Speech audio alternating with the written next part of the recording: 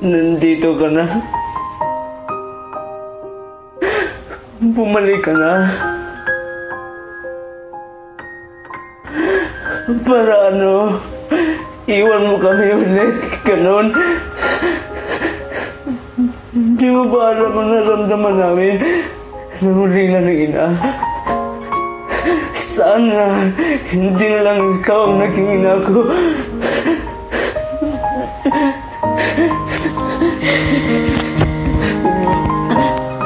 Sana inisip mo rin. Pinili ako maging ina mo. Sana inisip mo rin yan na hindi ito ang buhay na pinili ko. Para sa inyong mga anak ko.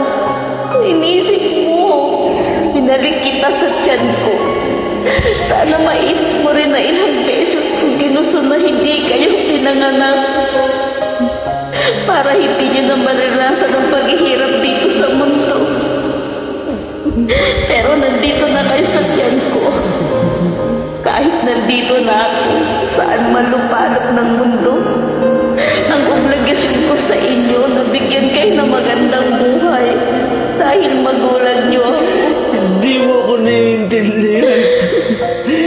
Binibigay mo sa amin. Hindi ko hinihingit ang lahat ng mga yun. Kayo ang magusto nun, hindi ako.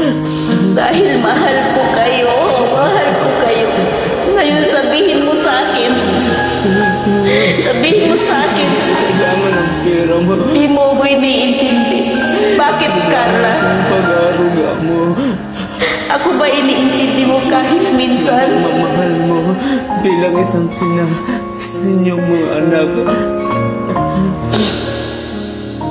Sana kahit minsan, binigyan nyo ng paghihirap ang ginawa ko sa sakripisyo sa inyo. Sa tuwing umiinom ka ng alak, habang hinihitit mo ang sigarilyo, habang nilulustay mo ang perang pinadala ko, sana maisip mo rin kung ilang pagkain ang tiniis kung hindi kainin. Para lang sana may padala kong pera sa inyo rito. Sana habang nakahiga ka dyan sa kutsyon mo, natutulog ka, maisip mo man lang kung ilang taon kong tiniis matulog habang nagugulila. Sana yakap ko kayong mga anak. Maisip mo kahit konti kung gaano masakit sa akin ang mag-alaga ng mga batang hindi ko gaano-ano. Kayong mga anak ko hindi ko man lang naalagaan. Alam mo ba kung gaano kasakit ang isang ina? Alam mo ba kung gaano kasakit iyon? Kung hindi mo ako tinuturo na isang ina, respetuhin mo lang ako bilang isang tao. Yan lang, sana yan man lang.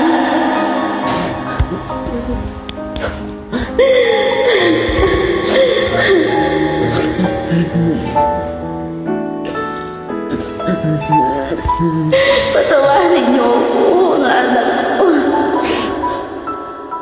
Alam niyo kung gaano ko kayo kamahal. Hindi ko na-appreciate yung ginawa mo sa akin. Patawarin mo muna eh.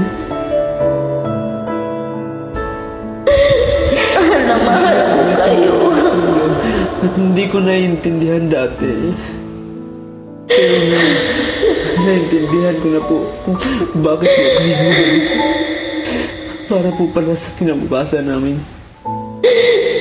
Nay, patawarin mo ako.